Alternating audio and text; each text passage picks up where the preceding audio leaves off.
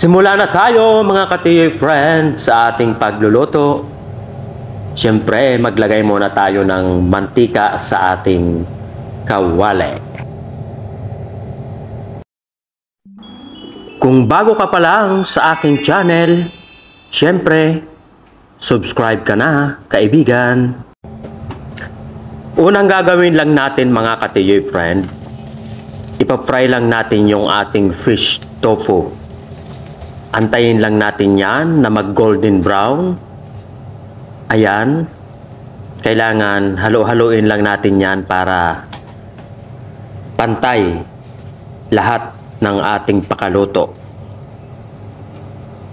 Ayan. Okay na yan mga kaibigan.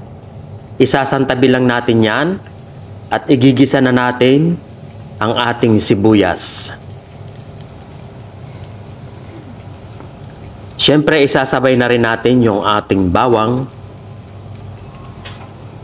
Habang yung ating fish tofu ay nasa tabi lang ng ating kawali, ihalo-halo lang natin yung ating bawang at sibuyas.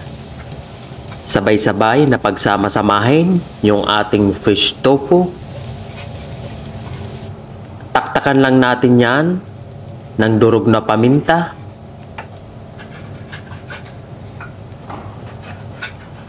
Siyempre maglalagay tayo mga ka-TJ friend ng 2 kutsarang soy sauce. Ganun pa rin ang proseso mga ka-TJ friend. Halo-haloin lang natin yan. Next, ilagay na po natin yung ating gulay na broccoli. Yan, simple lang ang ating recipe ngayon at masustansya ito. Madaling lutuin. Siguradong magugustuhan ito ng inyong mga chikiting dahil yung ating inihalo ay ang fish tofu. Maglagay tayo ng konting tubig. Takpan lang natin yan ng mga 2 or 3 minuto para hindi masyado ma-overcook yung ating broccoli. Yan, kunting halo-halo.